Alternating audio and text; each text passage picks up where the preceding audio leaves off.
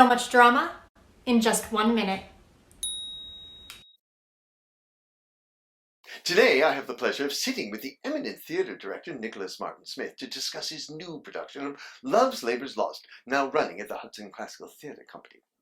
Love's Labour's Lost has the distinction of being the first play printed under the bard's name in 1598.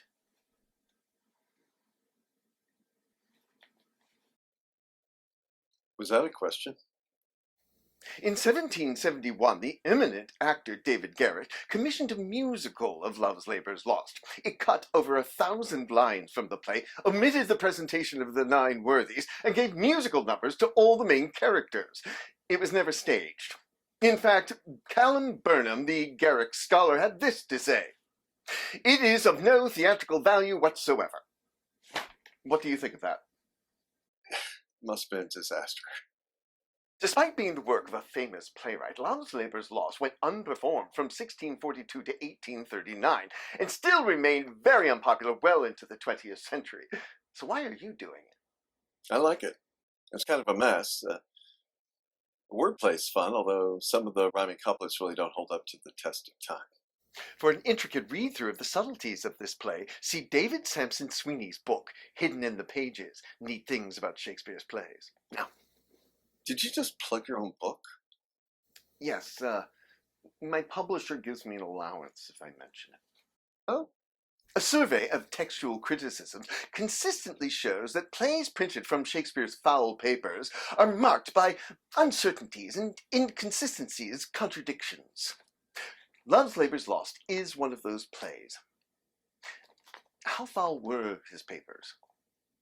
Were they soiled? No. No. They're like his first drafts. There are a lot of notes, scribbling, notes, that kind of thing. So, not too foul.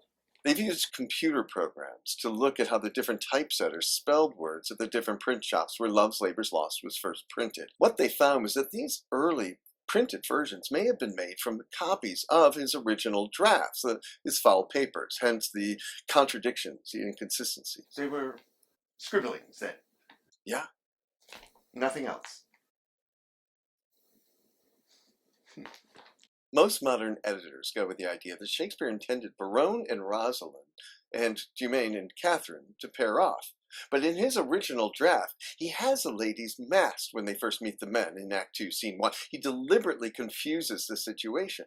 He has Barone wooing a masked Catherine before moving on to Rosalind, who's also masked. It's only when Boyette identifies Catherine to Barone that the audience finally realizes that his first advances were to the wrong woman, not to Rosalind. In the end, Shakespeare decided to move the mask to Act 5, the Muscovite scene. But then he had to go back and revise Act 2, Scene 1, and then there was a lot of scribbling. Masks play very heavily in your adaptation, don't they? Yes. Masks have always been an integral part of not only his original draft, but of the version we have today. I've set Love's Labour's Lost at the beginning of the 1920s, at the tail end of the Spanish flu epidemic, mirroring where we've been the past year, but also where we are now. We're able to gather and watch outdoor theater. Now, the setting also allowed the actors to wear masks, in keeping in line with the CDC guidelines. Now, also, I wanted to pay homage to his original draft. In our production, the women are in fact masked when they first meet the men in Act 2, Scene 1. Kind of an Easter egg. They say for a play to be a genuine Shakespearean comedy, someone needs to be married by the end of it. Oh, and no one dies. Is Love's Labour's Lost a real Shakespearean comedy? Yeah, no, the King of France is dead and nobody gets married. Definitely not a comedy. Love's Labour's Lost, a prequel? Love's Labour's 1. It's first mentioned in a book by Francis Mears in 1598. Now, that's the same year Shakespeare wrote Much Ado About Nothing, which by definition is a comedy. No one dies and someone gets married. Two couples, actually. The title page for the quarto of Love's Labour's Lost indicates that it is newly corrected and augmented by William Shakespeare, although it remains unclear if the corrections were made in the process or if they were for future performances. Remington Steele has controversy about those corrections. What do you think about them? You're just reciting stuff from the internet now, aren't you? I'm out of here.